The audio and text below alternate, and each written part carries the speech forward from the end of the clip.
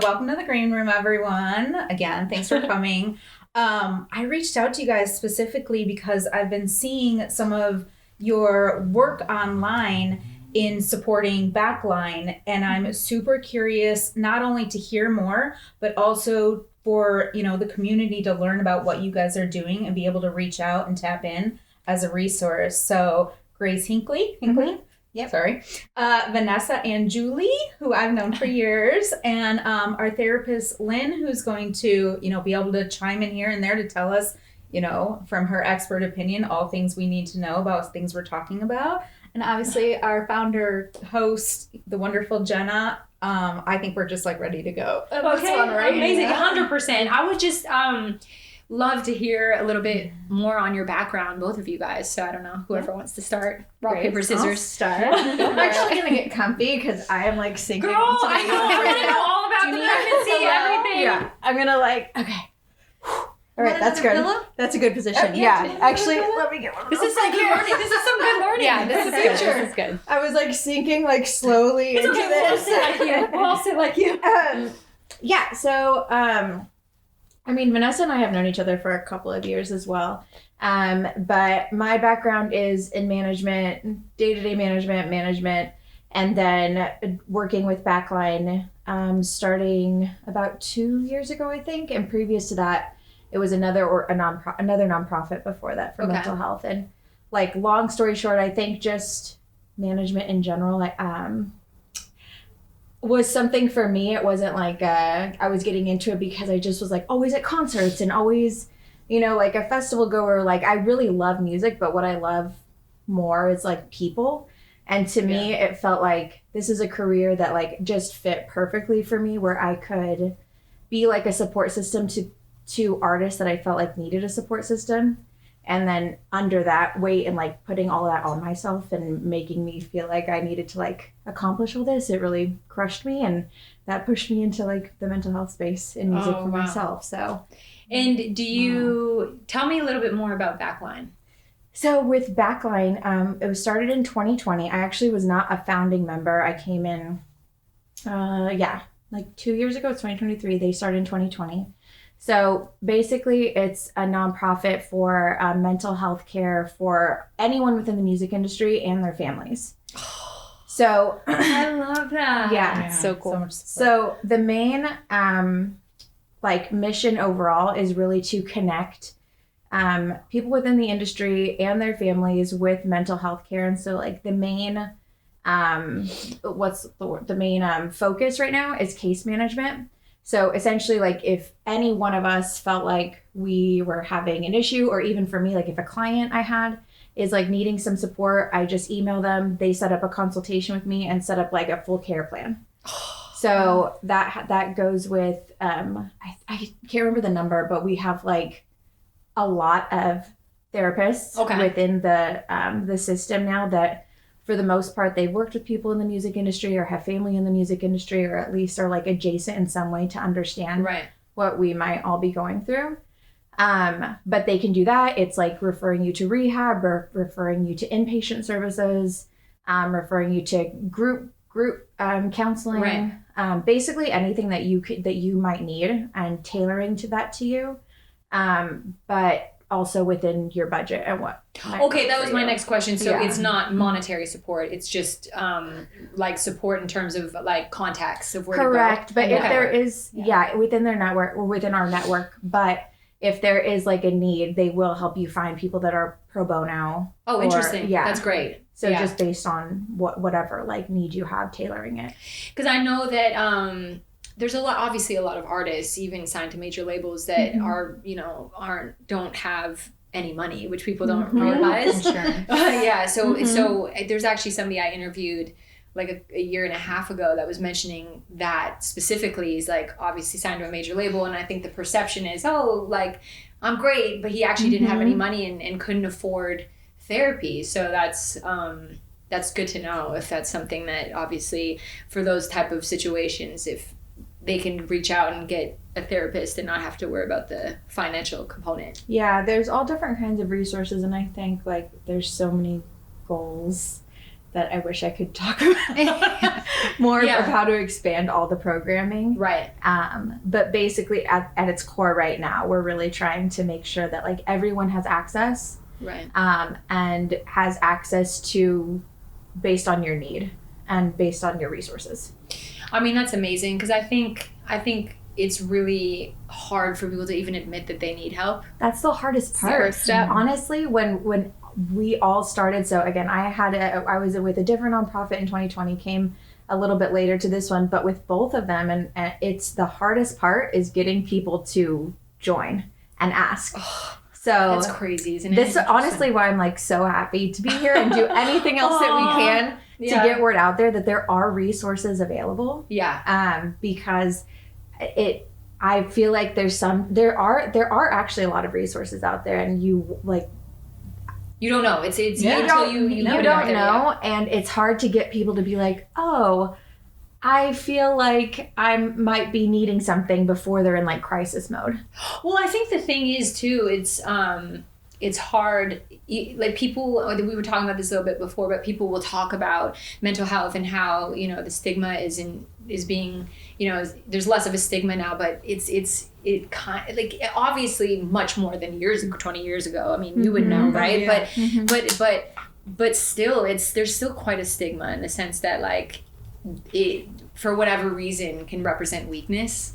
And so, especially in like a corporate environment, which we can go to we'll get there next, but it's hard. I can imagine, obviously from a creative perspective, we have it a little easier in terms of being able to admit it, or harder, depending if you're in the public eye or not, right? But in a corporate environment, it's just, especially as a woman, speaking from a woman's perspective, it's just like, it's to tell your boss, hey, I have to have the day off because I'm having a panic attack is kind of hard to do, right? So that's why I think things like this is amazing. I'm fully leaning into that nowadays. if I'm having a panic attack, Okay, good. So tell us about your background, Vanessa. Yes, hi, I'm Vanessa. I have worked in the music industry for a little over 11 years now, which is crazy. That's crazy. I know. I have a brief background in working for studios and working in management, and then I ended up at Interscope, where I've been for almost 7 years now, and I'm senior director of A&R. Thank you. Nice. What was the question? No,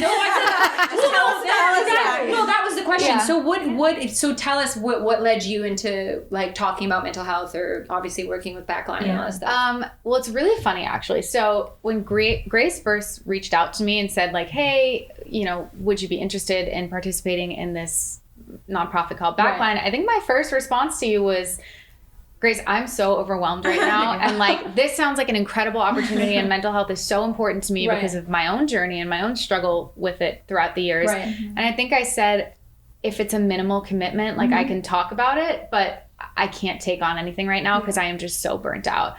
Flash forward to like, I am so unbelievably obsessed with this organization at this point that anytime I sit down with someone, I'm like, you need to know about Backline. Like, okay, it's for you and any one of your family members. Right. Like, it's free. It's not a crisis program, but like there's so much that it offers. And something that I really love about it is that it was started by people who work in the music industry. So they understand. Yeah, it's not just like who was it started by? Grace. There are like 14 founding members. Yes. Okay. From all different walks of the music industry. From all different walks. Hillary Gleason is one of the main founding members, and I wish she could have been here today, but she doesn't live. Yeah. She's not in LA. Well, she's here in spirit. She's here in spirit. Hillary, thank you for the opportunity. But yes, besides that, there's 13 other ones that ranged from lawyers, therapists, executives, and managers. Wow. And women? Both. Yeah. Oh, okay. Women and men. Okay. Yeah. I love them all. Yeah. All of them. And I think there was 14 total. And yeah, it was just started at the time of this group of industry professionals just saying like, I mean, think back to 2019, 2020. I think that was around the time. I mean, there were just, I don't even want to name specific people, but there were a lot of like people canceling tours. Yes, people. A lot of getting things overwhelmed. happening. And well, are we talking like pandemic? Like this was pre-pandemic. Okay. This was 2019. This was like seeing overdoses by artists and really serious things happening.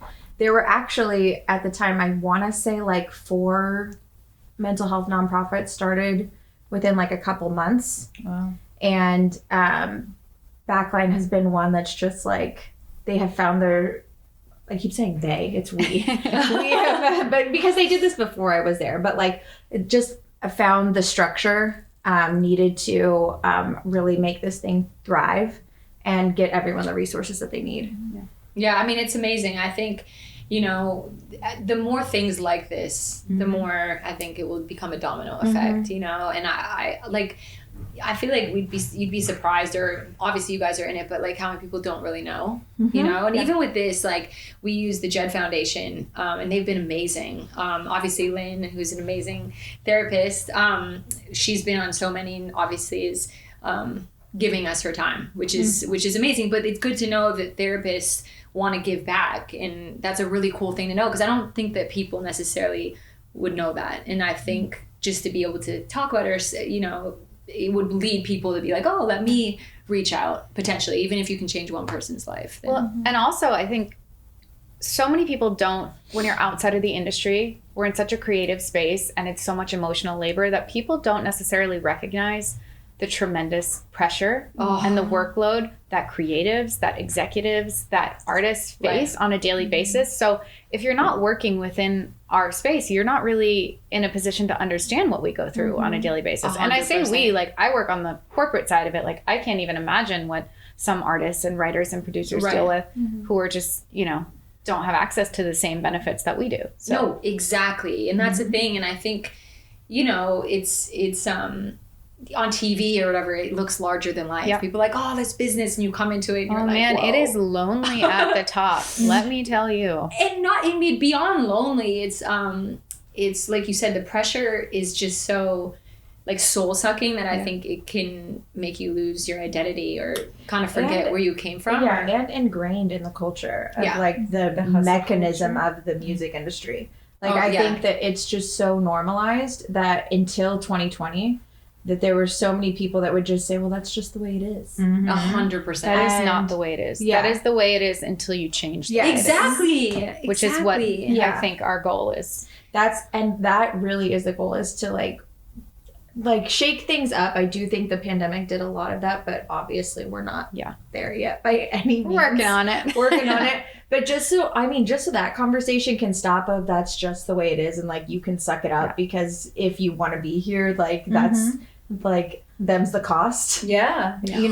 Well, like we said, if you can change one person's life, that's all that we can do. It's baby steps, right? It's like you can never be like save the whole world in one day, but at least we can make an effort. Take like brick by brick to like make things a little bit easier and make that pressure like a little bit less. And I literally like right before this, I was sitting in my car and I was walking around your bathroom having like a panic attack, and I said it's so important that I'm doing this because I'm stepping out of my comfort zone. Like this gave me a great deal of anxiety to be here today.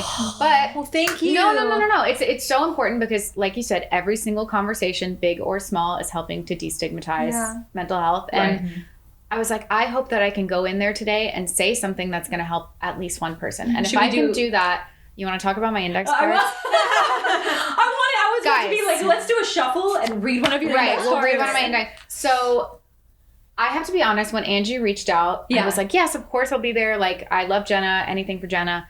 Over the last few weeks, I have gone into a spiral because I'm a very private person. Right. I don't do interviews. I don't speak out. It's like, I just live my life very quietly. So to do something like this and to put myself out there publicly was like very anxiety inducing. And so I said, you know what? It's so important, and that's why I need to do it. And so I sat home last night, and I love you. For those of you watching at home, I made index cards because I thought to myself, the first thing that's going to happen when I sit on that couch is I am going to black out, and we're here for it. We have first support. Of all, here I am mid blackout. But I thought, what can I do to minimize the effects of my anxiety? What can I do that's going to help me get through the 30 minutes with my really close friends? Like that is not something that should cause me anxiety. So I sat down and I wrote out just a bunch of stuff that's like basic little small things that help me get through the day. And they're so simple. But I kind of want to dive into it. And can we? I want to ask you like, when you're having a rough day and you wake up in the morning and you every day just, I mean, listen, I have had a journey with mental health, like a journey. It has gone on for 15 plus years, and like we can dive into it however deeply you want to. I'm like super open.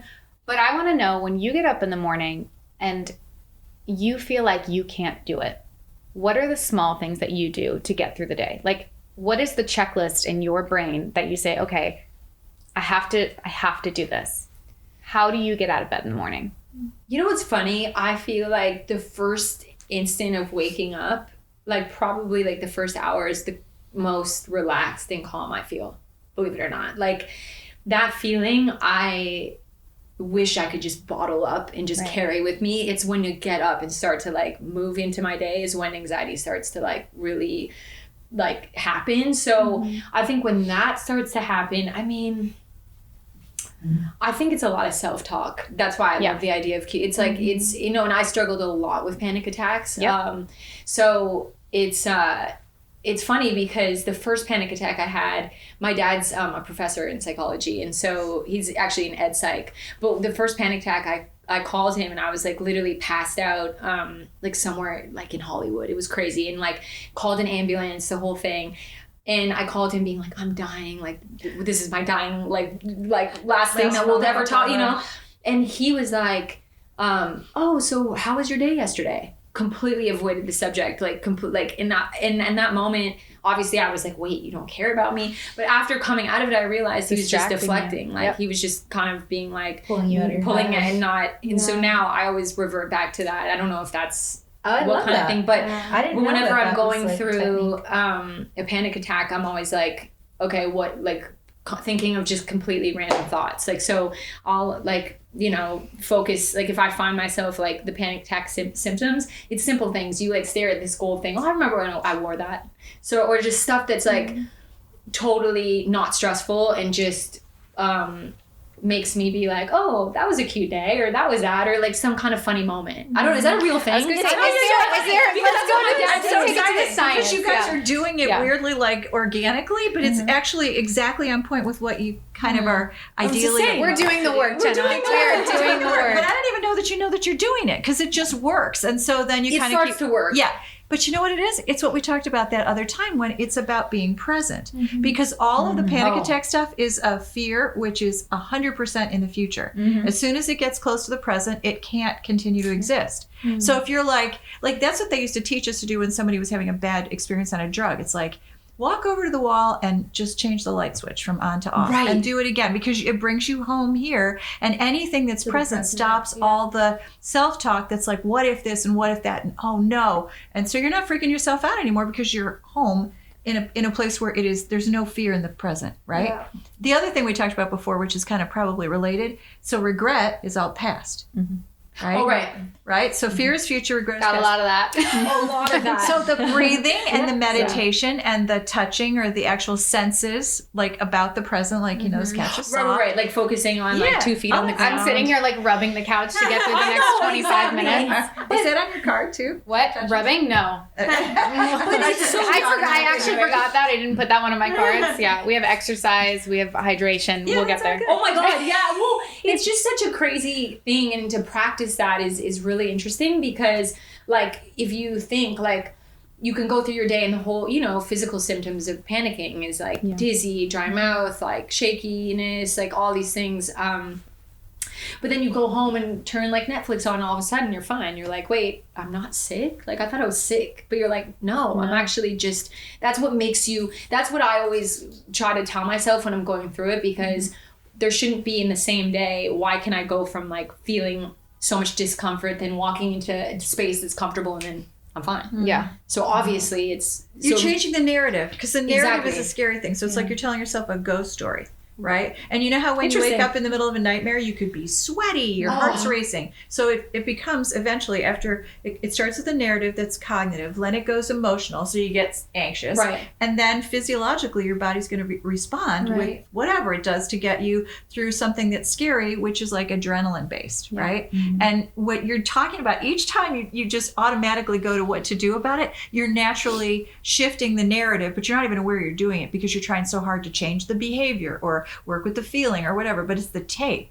It's the thought that runs through your head, which is just nothing real. It's just like a dream. And you know what's crazy too is that it can be addictive. Like because as much as there's a negative connotation, you're like bored without it or something. Or you feel like a certain comfort zone there because you're used to it occurring. So even though you're like, like there's some kind of excitement that keeps you alert and keeps you like, I think it's like quick. adrenaline. Like, I mean, yes, literally. It is because it activates your sympathetic nervous system, right? So it gets you all prepared for whatever you have to face that's some threat. But in truth, the anxiety piece is that it's not really a threat. It's the imaginary threat. It's the what if there's a threat. So you're not really reacting to something actual. It's just theoretical. It's just cognitive. And you can, if you shift that, you won't get the feelings. You won't get the physiological response. But will you still get the adrenaline? Yeah. Exactly. No. Exactly. I know. We're like, the thing we wanted. I know. But you can create the adrenaline. I was going to say, I in a think nice I way. create my own adrenaline, like just by putting myself in. Right. Yeah. But you can create your adrenaline with all your energy that you're putting into your work. You can sing, you can dance, you can jump up and down, you can do whatever you want to do to like go. Give yourself a pep rally in your head. And something that I struggle with sometimes is I have too much energy. And me too. Until recently, I wasn't doing anything with that energy, and it was causing me to stay up all night. And I was like, had full insomnia, was like up until 3 a.m, would be sending emails at 4. And I got to a point where I was like, this is not sustainable for me. Like, you're not sleeping. Get up early. Right, exactly. You're not sleeping. You're not eating well because you're not sleeping, and all your hormones and everything are thrown off. I was like, so what can I do with this energy? And then I turned to exercise, which is one of our first Yeah. Let's talk about exercise and why it's so important. Okay. So why don't we start it with the science of exercise? Okay. So if you... guys, to be clear, hold on. To be very clear, like, I don't classify myself as a cool person. So when I thought to myself, like, you're going to be sitting on that couch with index cards of, like, the dumbest, like, most basic things you can do to get well. Makes you cool. I was like, you know what? Fine. That's who I am. I am who I am. Love me or leave me too. Cool. I know. I think you're keeping us very structured. Yeah, thank you. I love structure. One thing Structure before is we get important. to exercise, I don't know if you realize, but it seems to me that when you are getting anxious about something, one of the ways you pull it out is preparation. Yeah, of course. So Structure. when you were when you got all anxious about this, you're Angie, like, what can I do? Right there? I know. No, that's where actually I thought you were going with it, to be like, well, here's how I take care of it. But I saw that. You talked about how you were thinking about coming on. Yeah. You got anxious about it, and you went proactive. Mm-hmm. You're like, here's what I can do. I'm going to sit down. I'm going to make notes. I'm going to make cue cards for myself, and that like helps you relax into it, right? By the way, like having the toolbox of like, okay, these are the 5 things that I do in a day that can help me get through the day or can help me get through anxiety. Like that came with age and with experience. 100%. Like there was a point in my life when I didn't know who I was. I didn't know what I was saying. I was so scared because I woke up every day and I just felt completely lost. And every single day felt like a marathon to me. Like from the moment I opened my eyes to the moment I went to sleep at night, like I was just in pain, right? And I think I woke up one day and I was like, enough is enough. What am I going to do to change this? And so on the days that are really hard for me, I wake up and I do my little checklist. I'm like, okay, did you drink water today? Like, that's a very basic one. Are you going to exercise? The hardest thing to do when you exercise is physically getting to the gym. Can you get yourself to the gym? Definitely. Like, if not, go for a walk. Put your headphones on, go for a walk for an hour, see how it calms you down. Like, something else I've been working on recently is called box breathing, which I'm sure everybody's aware of. You just like breathe in, hold, bless you. Breathe in, hold, breathe out, hold. And you do that for a couple minutes a day, and it like helps you regulate your nervous system. And before you know it, you're a lot calmer than you were 20 minutes ago. So having this toolbox of things that just become second nature to you is so important on a daily basis. And like, if there's one thing that I hope people can take away from our conversation, it's that you can live with a mental illness and still have success in your life. Like those two things can coexist. And 100%. That's why I want to bring awareness to the fact that like you can do such tiny things in a day to keep yourself going. And like each one of those things is an achievement in itself. Well, let me just add to that by saying that I feel in a way grateful for my mental illness. And that sounds no, it's a gift. But it is a gift. And I think if you see it that way, because in my own path, I feel like it adds to my creativity. It makes me be more empathetic. And I just think I could never be me. Like, there's no way I could even see a possibility of being me without that. Right. You know? So I think it's the coping mechanisms, but I am grateful for the experience you're having it, because I just think of if it was taken away, like I just enjoy being able to appreciate people differently, if that makes sense. Because you meet people and you just, everything just hits different. Right. And you relate, whether or not you experience exactly what they're going through, there's just a natural connection to being able to say, like, I get that. Well, you and know? I think, I'm so sorry to interrupt. No. So much of our industry is transactional.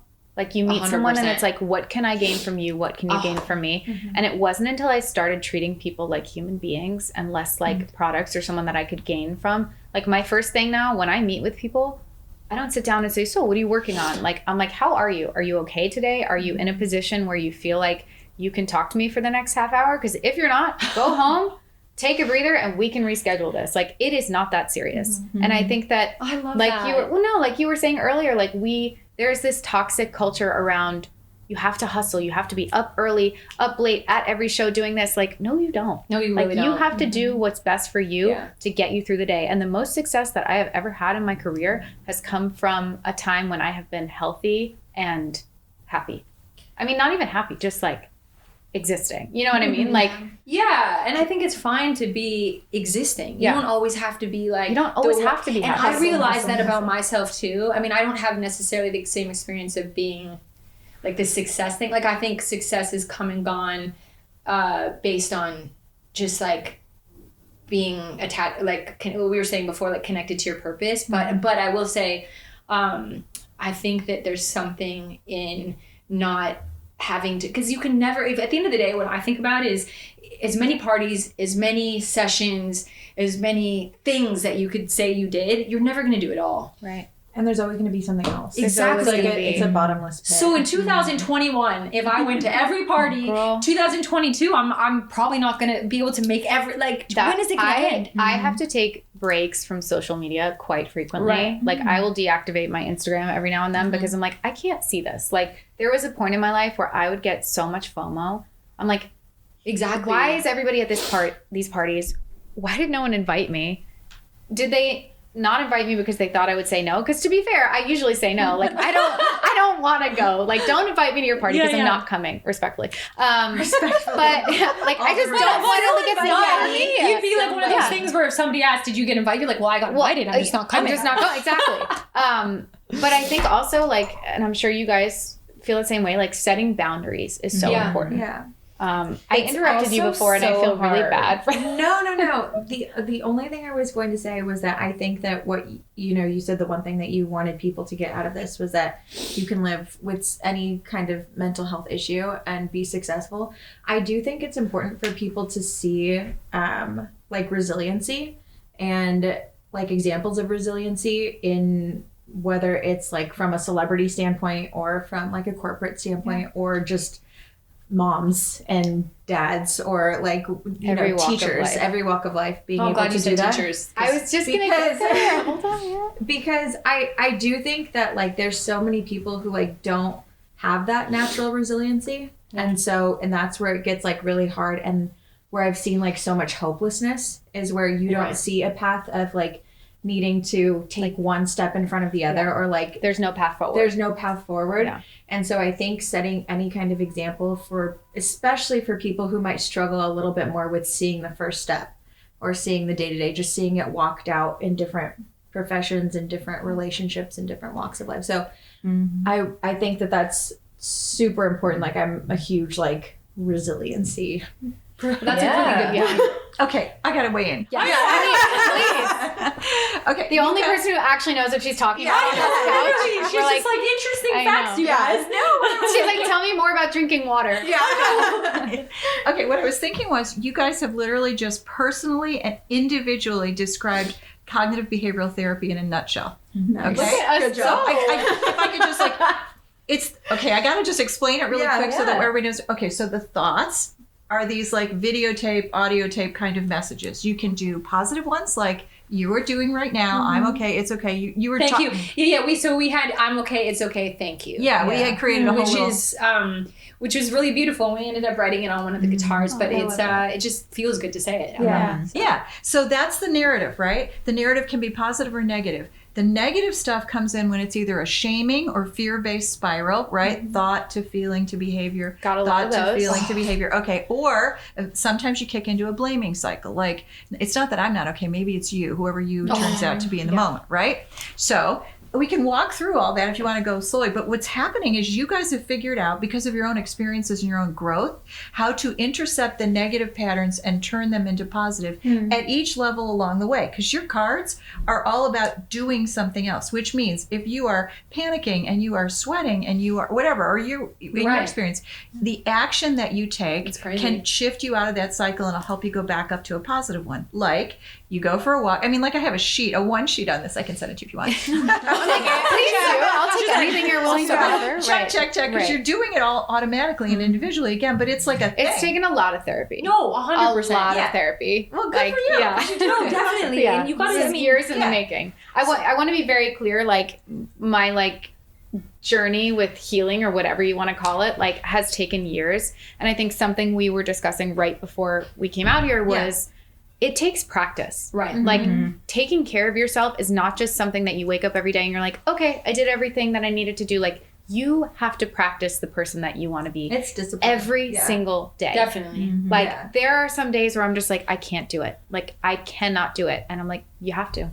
Or there's no other option. Or you lay in bed all day and But the opposite, because I feel to your point, what you were saying, and I've always been really hard on myself in my life, where I've just been the person where it's I have to do everything, and the ultimate people pleaser, and I still struggle with it a lot. I'm just there's a lot of psychology behind people pleasing. 100%. And even do you know where it came from? No, tell me. Yeah, no, I don't know. I'm asking, do you? And you're do you know where in your life it came from? It's a whole other thing about when you do fight or flight. The one that you're talking about is fixed. So you're trying to when you get scared or hurt when you're little, if your patterning is such that your intention is to kind of go toward everybody, and that's what it was. That's what it is. Yeah, because for me, I was. I just psychoanalyzed you live on television. I love this. Yeah. Okay, but wait. You said something really important. See, if you do the have to in a way that is goal directed and it's supportive, like a kind coach in your head. That's golden. If the have to is pressure, which is sometimes how it sets up in a negative way. That's the hustle culture that we hate. Right. And I think it's fine to do either because I think that if you just go to these things to be okay, I went, it doesn't necessarily mean that you're doing it for yourself. I literally... I got to a point where I would start going out because I was everyone's there. I have to be there. If I'm not doing this, I'm not doing my job or I'm not doing it right. I would get there and I'm I don't want to be here. There's nothing there. This being in this room does not benefit me. You know what would benefit me? Going home, getting in bed, doing my skincare routine, watching a TV show and calming the fuck down. I'm sorry for cursing. I know the first thing my mom is going to say is, why did you have to curse on a podcast? We'll send her an edited version. You have to do what is good for you. And for me, that's not going out. And that's not being at these parties and being at all these events. That doesn't do it for me. Right. Well, it's great that you can recognize that because I think a lot of people in our position coming, and yours actually, coming from this executive side, it's the hustle harder, show up at You're everything, not hustling enough. Be everywhere at all times. And you said something and write everything for the artist too. It's super serve. Yeah. Yes. Oh, yeah. And it's it's weighing, but you said something earlier that I wanted to touch on too about the social media and just the importance of stepping away from it, because I think it does help you go into yourself and going to your own needs instead of feeling like you have FOMO and needing to be at this dinner or this event or whatever. And I have, at the beginning of the pandemic, when I started my company, I was thank God the world shut down because as I'm slowly crawling to do this new thing, no one was out there and I didn't have to see anyone online. And I was oh my God, the blessing I'm okay with that world. Oh my God, you were I this love is that. so easy. I'm okay That's with how it. I felt too. People are do you want to come to this thing? I'm no. Exactly. I love you so much, but I really don't. I don't want to be. And I love that Larry you David. No, don't invite me. I'm not coming. No. And I think that when someone cancels on me, I'm thank God. Oh my God, same. I mean, The thing about me is like, if somebody's like, oh, you want to do this session, and I know I don't, but I just say I'll go anyway, then I get there and I'm like, God, this is like the worst. And you're just like, it's actually worse, because then you make a bad like relationship, or like you're not interested or passionate. That's when setting boundaries becomes so important, because if you set boundaries, it's mutually beneficial for both of you. It creates a safe space, and also you can serve your own energy. Right. Yeah. And there's nothing worse than burnout. Like getting somewhere, sitting in a room with someone and looking across from them and feeling like you have nothing to offer because you're empty inside that day, that month, that week, whatever. Like there is no worse feeling than that. Oh, I know. Yeah. Also, by not going to something you don't want to do, you're also not wasting the other person's time. You're like, go do something else that's going to be better for you. Like, Angie, should we talk about the parking garage incident? So I think we should talk hold about on. No. So Angie and I had scheduled dinner one night, and I'm leaving my building. I'm sorry I didn't cancel on you. No, it's fine. It's fine. Angie's like one of the only people that I do hang out with. I'm trying to leave my building, and my parking garage was closed shut. And I'm like, I went into my natural state of fight or flight, which is like, what do I do? Do I call an Uber? I'm already late, this, and that. And I called Angie and I said, you know what? I just can't do it. I was like, I'm so sorry. I know you're at the restaurant. I know you live nearby, so it's not that big a deal. No, I'm kidding. I was like, I can't do it. I'm not in a place mentally where I'm going to show up to this dinner and not have anxiety about whatever. And I said, can we please do this another night? And she was like, of course. And that to me was like, that's me practicing it every day. The vulnerability to that's the thing. Like I just didn't have it in me to get there. People get that. I think that's my whole point, is like to be able to get to a point where you can be honest about anxiety, not necessarily saying I have anxiety, but describing it, just being like, I'm feeling this way, and I think people Which is the second thing on the sheet, because if you're doing those things like setting boundaries and creating self-care opportunities and all that stuff, that's great. Then you step it up to the feeling level. If you feel the anxiety and you express it, it goes away. If you just try to manage it without saying it out loud, it's really hard not to go to the next level of the negative, right? It's a full spiral. It's a full send. It's like a chain send. link, actually. It just keeps going and going and going. It gets worse. And then what you're talking about originally is then you change the tape. I don't have to go. I'm okay if I don't go. It's okay if I say no, thank you. Like it's and we're back normally to the okay. my 5 years ago, I would have gone to like, oh my God, my relationship with Angie is going to be burned to the ground. Like she'll never want to speak to me again. But I was like, this is a person who I love and I trust, and she's going to understand that I'm not going to break down a parking garage door to get to her tonight. Right. You know what I mean? Yeah. And like, she's like, not lighting Angie, she's secretly sitting there and she's like, I can't believe you canceled that. But to me, she's been I was thinking about this for years. No, exactly. She's been thinking about this since that day. Can you imagine? Actually, that's why I brought you here today. She's like, this is where I'm here to expose you. I'm here to expose you. No, but I just think like back to all this stuff, and like obviously what you guys are doing with Backline and all that stuff. I think just by being open and even talking to people you trust or anybody, just getting advice, calling someone, being like, listen, I'm going through this. Like, do you have any advice? And somebody that you know will actually like hear you. Well, Does that make sense? Like, I think one of the other things that we do offer through Backline is like group counseling. So there's like a grief group, like a general music industry group. That. Yeah. And then there's a partners. There's Zoom therapy. And there's like a partners of the industry group for like people who are partners to the craziness of all of this, which is hard too. And I think like that's one of my favorite programs, is just because like right now we just get to kind of sit and talk, and there is like a therapist there to lead it, because I have been a part of these groups before where you kind of sit and talk and then it's just everyone commiserating and like in this like pool of like it's so hard, raise your hand. Everything's so depressed, everything's so bad. It just kind of like sits there, and with these like we really want to make sure that it's going somewhere, and that people are able to share their experiences, because it is a really unique field, like as a creative, as an executive. And there are, these pressures. There are like, for one, like especially in management, it's so hard for me with whether it's a writer, a producer, or an artist, for them when I get a call being like, why didn't I get invited to this thing? Like, and this is like everybody, always. And you can take Vanessa's ticket. But now I'm like, it's a sign of like, am I valuable to people? But that's what I'm saying, is that like everybody feels goes back to your self-worth. Everybody feels that. And I do think at a certain point, like growing into it, you have to decide like, am I going to let it bother me, or can I just live my life? Right.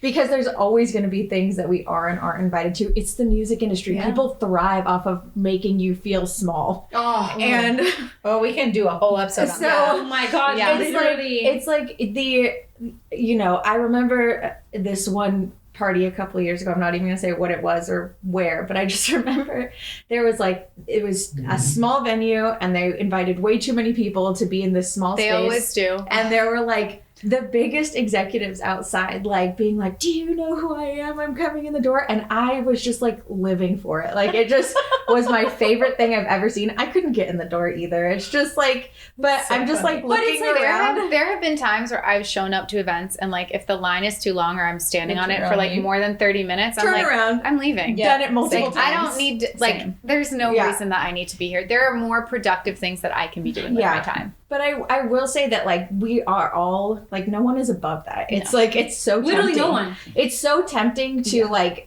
to feed into it. It's so tempting to like, as a man, as a woman, as an executive, as a creative, it's so tempting to just like fall into it and be like, why? Like I should have been there. I should go have Well, that FOMO. There's but, like exclusive, like yeah, our there's- industry is, are you one of the cool kids? Yes, 100%. What exactly. table are you sitting at? Exactly. Are you sitting at the cool table or are you sitting at the table with And- everyone else? And I do think that there's like, for just to like jump into like, I don't know, my personal life a little bit, but when I was really like at the peak of management, and this is what you do, and being, I don't know, like I don't want to say like being told that this is the way it is, but kind of like, because I love all the people that I've ever worked with, but there has been a way things have been done up Right, until right. now. Mhm. And that is super serving. That's being the last one there. That's being the first one in. That's doing like everything that you're asked plus more. Being plus available being available 24/7. 24/7. If your And phone rings at 4 a.m., you you're- answer. you And answer it. and I think for me, like I have a really big family here. I have a really big Mexican family. I'm from Southern California. So like I stopped going to all my family parties, all my family events. I didn't see them for a while. I've like friends, who knows? The number of What's- holidays I'm sure that you've missed Yeah. in the last decade is like astronomical. So many, and being on the road and people being like, oh my gosh, Yeah. you were in Paris for that? You were in, You must have had so you much must fun. have had so much fun. You're like, I was actually, I was miserable. crying in my room by I was myself eating miserable. room service. Like Yeah. that was cold because Yeah. Well, and I think so many people outside of the industry don't understand that. Like, they think, oh my God, you're living this like fantasy dream life, which don't get me wrong, we are in an extraordinary, yes, yeah, and like very, we live very extraordinary grateful. lives. Yeah. And I'm incredibly grateful for that, but it is really isolating and Yeah. it's really lonely. And that's when it like, there are days when if I'm working too much, I know myself and I know, okay, if I'm sleeping too much, that's a bad thing. Mhm. Right. Like, Yeah. it's not just, okay, I went to bed at 11, I woke up at 10 a.m. and then took a nap later in the day. Like, that's too much sleep. That is Right. a sign to me, like, there's something deeper going on. Right. And that was not something that I was always able to recognize. That came with age and with time and with, like, doing the work. But so much of this industry is just, like, burning yourself out over and over and over and over again because of this culture of, like, Yeah, you and have sleeping to. is just kind of like, okay, it gives You don't a- think anything of it Yeah, when- until Well, no, but you want to sleep because it just makes you not feel it's the the pain. only time you're at peace. But I just want to like look at like the way that you've been able to handle it, the way you've been able to everyone like we're a group. We're like, yeah, we you know saw it and we're fixing it and we're doing these things. But the burnout is real, that it actually harms people. Like I'm going and through it right now. Yeah, I'm not saying that we're not Girl, I'm harmed. going to stay in a state of burnout Yeah. right now. I know Like, it is it's- so much harm, but there are like people who are hurting themselves. Like there are people that are like it's just so common, and that's where I think that's for me. A couple of years back, what I started to see, and especially like doing Backline and doing these nonprofits, is like, is it worth life? Like, is the music industry, is creativity, Nope. is like the like Well, it kills creativity. it kills it. Well, it's like killing people too. Like realistically, like that's the furthest end of the spectrum, right? But it does, because you're feeling like so much pressure, and your whole world is your job. Again, whatever world you're in, whether it's creative or on the business end, but it becomes everything, and you're like, if I fail, or if I'm not good enough, or if I didn't do enough, or if I'm not at the cool table, or if I'm not doing these things, or just the burnout of being at the top and being at the cool table and doing the, being that person that's in the room with everybody and everything, and you're not allowed to slow down. Yeah, like but that's you peak, you know what the craziest thing is though, is that when you arrive there, like, and you think it will solve all those things, it doesn't solve anything. It just makes it worse because you make other crazy goals or whatever it is, and or you want to catch up constantly to that. And I think that like was like for me entering into a different level of success. Like I feel like I was like, wait, I feel probably lower than ever, and I was like, this is weird. Like, and that was like, a sign to me. Like you've just had the most success in your life, and you're like, shouldn't I have someone that I can talk to about this? Or you just feel better. Move. Yeah. And you're like, the fact that you felt worse. Okay, what's next? Is kind of like an indication to me that like, it's not like something I'm searching for. It's like, it's like more like internal. And that was where I was like, okay, yeah, this is not. I consider it, and I'm sure you guys do as well, I consider it a privilege to know that I am who I am and not what I do. And I think for a large part of my career, the better part of 10 years, like I identified myself by how well I was doing at work. If I wasn't doing well, my self-worth was like immediately tied to that. And I was like, I don't mean anything to anyone. Like I am. Same. So I consider it a privilege to know that like I am more than what I do for a living. And I don't think a lot of people, I think that's like hard to get there. Pandemic thing where more people started to experience that. But for like a good portion of my career, I've tried to gauge like if this was taken away from me today, would I survive? What would I have? Right. What would I have? Oh no, go ahead. And I really like, I was constantly gauging that. And for me, if ever I had to answer that and say like, I would not be okay, something had to change in my perspective. And so ideally, and again, in that very healthy kind of way, you just articulated independently, but the way it's supposed to work in order to create true happiness and joy instead of just pleasure or sadness or misery is that the human being is unconditionally valued from internal means. Okay. Then the doing is fun because then you're just doing whatever you are out in the world, which makes the generativity of your industry and the creativity really pleasurable as well as joyful. And then the having is the last thing on the rung. And so many times in a situation like this, especially when you're all as successful as you are, it gets flipped really fast. So if you can readjust the balance, then you're golden. And I think that it's the way that the industry is set up. You are constantly like tempted with the opposite, tempted to let your value, because people place so much value on, oh, you're so good, or when you're given like praise, it's praise. When it's like when you're not, you feel it, and you feel like, oh, I'm not, And so the highs are so high, and the lows are so low. And I think it's finding not being too high or not being too low, and that's hard. But because the temptation is so strong to attach your value, I think for like, again, if I were to say like one thing I'd want people to get out of this, it's like find value in yourself as a human being. Exactly, the music industry, like so many things could fall apart tomorrow. Like what do you value outside of yourself? And for me, like that's been the key part of keeping like I remember there was a point where I was like, if I lost this tomorrow, I would work at Starbucks and make money and I'd be fine. Like, and I don't want to say like that I'm just like, oh, I don't care about it. But I had to get to a place where it was just like, it was fun. I'm glad. I'm grateful. Yeah. But I've achieved everything I've ever wanted. By the way, working at Starbucks, if you're happy doing it, then that's also fine. Exactly. It's funny you say that because my secret dream. You're like, I actually work at Starbucks. No. My secret dream is actually to just like disappear and open a coffee shop. I think that's all of everyone's. Yeah, I just want to do music for fun. Yeah. I'm like, I just want my little coffee shop. I just want to do yoga. I want to teach yoga classes. That's my dream. I want to own a winery. I want to do. Well, I was going to mention, like, I think societal expectations beyond music, right? Because we're talking about music, but I think that for people, like for us, it's music, right? Because it gives us like, an identity, and we're like, oh, if we're good at this, it makes us be like, well, we're great. But like for other people, it can be anything, like how you look, or like.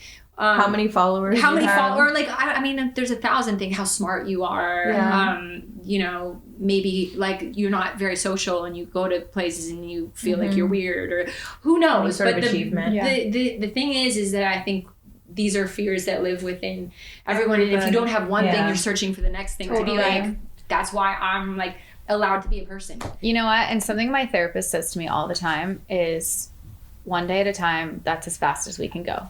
Like I used to have so many plans for my life, and I would schedule everything and everything I ever did like months out. And then I got to a point where I was like, you know what? One day at a time, because there are some, like I will schedule something 3 weeks out and then I'll cancel it and then I'll have to reschedule, you know? So like I am going as fast as I can go and doing the best that I can every day. And that's good enough. And that is good enough. And coming to terms with that is like part of, you know what actually has been really helpful? Back to the index card. I was gonna journaling. Something that I started doing. Let's start in this. So something that I've started doing in the last 2 years is journaling, because I was somebody who used to, like, if something went wrong, I would just start screaming at people, right? I'd be like, well, this is, you know, like I would just go off. Right.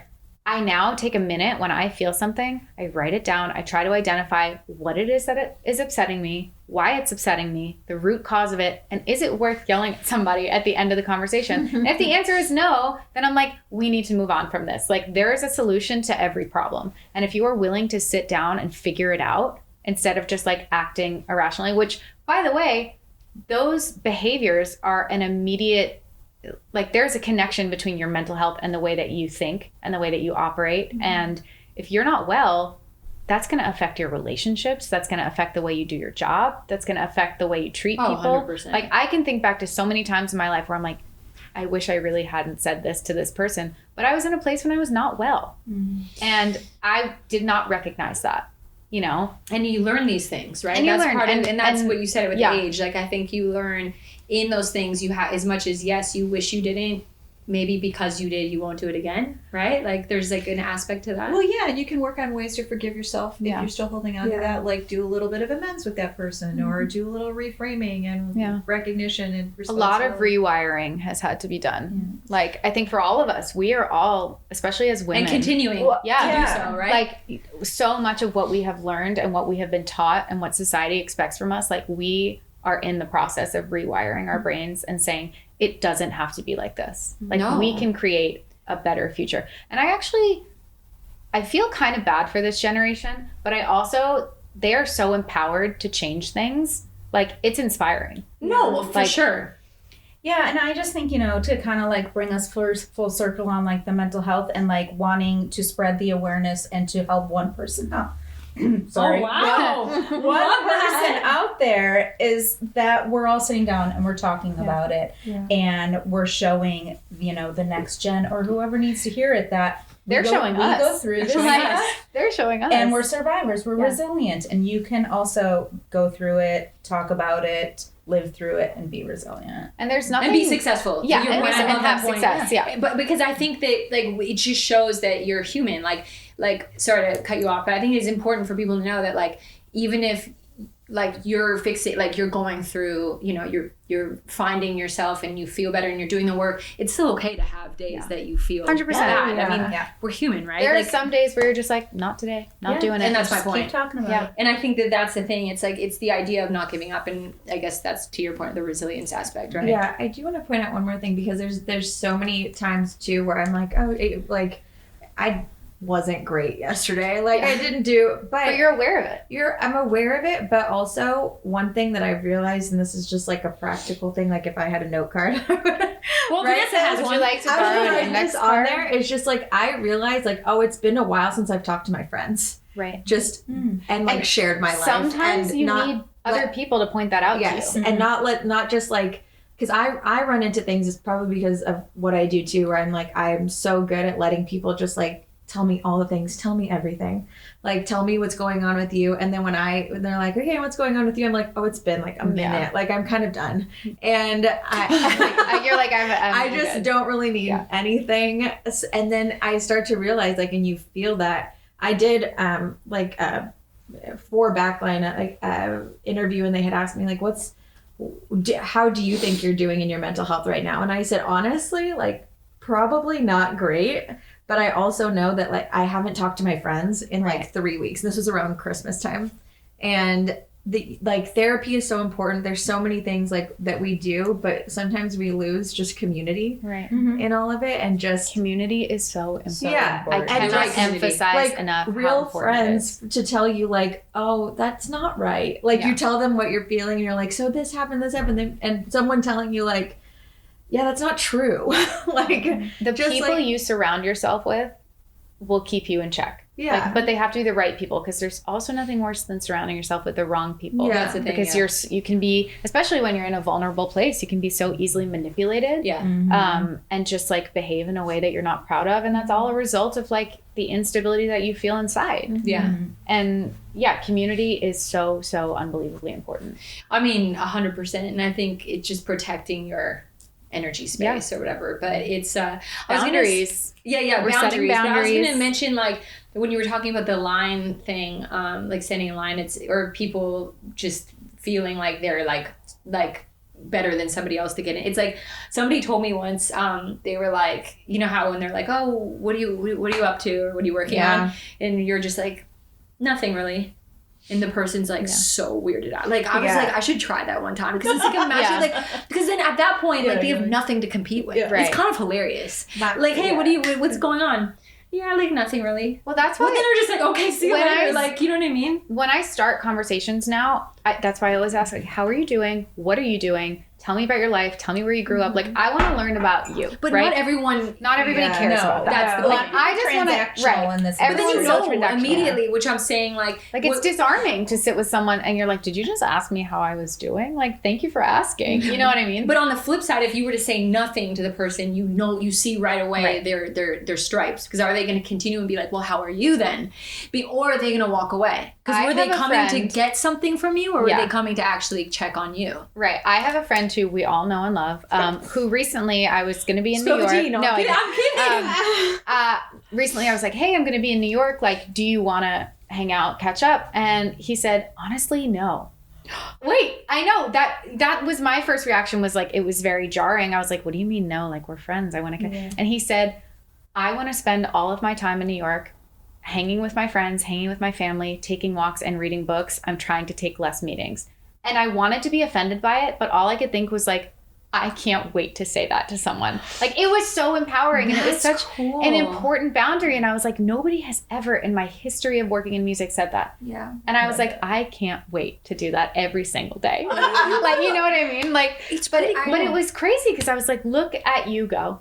Yeah. Look at you go. The power of no. And The power of no. It's really hard. But wait, I have a caveat, because it's like I'm trying to get like, I don't want y'all to say no, because it's Well, no, we more say about- yes 99% No, I know, of the but it's time. more about asking yourself the right question so Right. that you can then really intuitively come up with the answer. Because sometimes it's about being compassionate, Right. and sometimes it's about being self-compassionate, and the boundaries kick in. But in that context, if the process when you're feeling edgy or whatever is simply, what can I do right now that takes the best care of me and is for the highest good of everybody? The answer will come to you appropriately in the moment, and that's what you need to keep what you're talking about happening.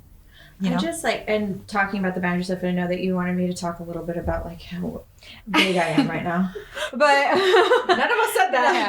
None of us said that. Yeah, tell You're like, how for those of us this who are is not here. watching on camera. Yes, Yes. exactly. I'm very pregnant, and I started to get around Grammy Week this week, because it was the first time I went out Grammy Week, and you could actually tell I was obviously I wasn't pregnant last year. It's my first child, but I went out and I was like visibly pregnant Grammy Week and doing, you know, the whole thing, which was exhausting, and I definitely should have said no a lot more than I did, for sure, because I think I nearly collapsed So you're afterward. basically be all prepared once they come out. Oh my gosh. But like, I just talking about the boundary thing, a couple of years ago, I just realized there was something. I was on a trip in New York, and I was working something, and I just had it was a really, really hard work trip.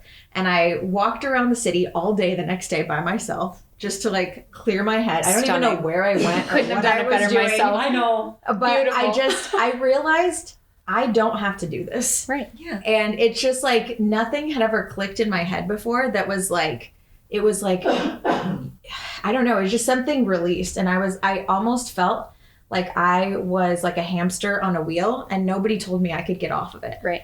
And all of a sudden, And they're not going to, by the way. No one is going to. I just kind of like stepped off for a second and was like, it's just a wheel. Like, I can get off of it if I want to. Oh, I love that. Over the next couple of months, I just realized like, and this is at the time where I was dating my now husband, And it was like a big contention, like with work and things that I was doing, and me just being like, I want him to know that I love him. I want to show that by sacrificing what I was giving at work to him. And that was like a big thing for me. And he didn't even want that. He was like, no, I understand your work schedule. I understand that. I was like, no, I want to show you that like, I'm going to give you my time. And that was just like created this tension in my life where it was like, there was like, we all have 100% of ourselves to give. And if I give like 90% of that to work, I only have 10% to give to him and then nothing to anybody else. And that started to really click in my head and just realize like, I don't want to sacrifice. I know that I'm going to marry him. I don't want to sacrifice everything. I don't want to sacrifice him for this. I want both. So like, how do I create that for myself? The balance. And that's where I was like, all of a sudden the boundaries in my head made so much sense because I had a reason for them too. Whereas before it was like, where before I was like, I don't know if I valued myself enough to set those boundaries. I don't know if I was like, I can take it. But I was like, can a relationship take it? And can like a future family take that? Yeah. And so I want to set up my life now for what I want in the next couple of years. So the boundaries became a lot easier because that was my why. Like my why is that like, I want to have a healthy family. I want to have kids in the next couple of years. You are more than what you do. Yeah, I want these people, I want my family to know that I love them. So I want to start giving them a little bit more time. I can guess your love language. It is time. Is it quality time? Is it quality time? Yes, mine is number one. Quality time. Way above is quality time. Yeah. And I mean, so many girls, I'm sure. Mine is. But that's what it took me. And honestly, like just, starting a business and all that, it was a huge sacrifice. And he was like, okay, if that's what you want to do, but I'm fine with you doing whatever you need to. I was like, no, this is what I'm going to do. This is how I'm going to get there. This is how I'm going to make time for like us. This is how, and it's like not easy. It's really, really not easy to do all of that. But I think that like, it's not like having it all or like girl bossing or anything like that. Just like the boundaries help you set up a life that you want to. And like, not just at the end of the day being like, I got this award and this award and this award and I did so many things. And if that's what you want, then that's where you should put your focus of everything. But like decide that for yourself. Yeah. And I feel like that's the only thing that's allowed me, like setting those boundaries and allowed me to have other things. I love that. Yeah. Well, thank you guys so much. This has been amazing. Thank you for having me. I know. You can have to leave me a cue card. I was gonna say, I'm like, I'm out of index cards, but I feel like I could talk for 2 more hours. I love this. Why don't we do this? So today's theme for this guitar that we'll give away will be all of these episodes, and we'll have little quotes and signatures from you guys. So why don't you put one of these cue card crazy notes? And also tell us how to find Backline. Here. Yes. While somebody sign and somebody tell us. Where do people find Backline and get in touch? It's backline.care. Backline.care is the Instagram. Yeah, it's backline.care. Okay, she got it right. But yes, I did do some of my homework. You can go through any of that and click through the link. Email if anyone feels like they would like to just know more or be a part of the groups, or it's completely anonymous. It's a safe space for anybody in music and their immediate family to turn to. It is not a crisis center. I want to be very clear about that. It's not a crisis center, but they will point you in the direction of where you feel like you need to go with a network of fully vetted professionals on an industry level and on a mental health level. And just if you feel like you need to start doing the work on yourself, they are the first step to get you there. Okay. Or amazing. if you tour and just want some of the care packages, there's care packages that we give out to anybody that's touring that just have like really simple vitamins and it's like a little tote bag with vitamins. Because we all know touring is a whole nother podcast. So if you need that, if you want to be a part of the groups, if you're a partner to someone in the music industry and you want help, all of that is there. Okay, amazing. At backline.care. Yeah. All right. Yay! Thank you guys. Thank you for having us. This was so good. Okay, awesome.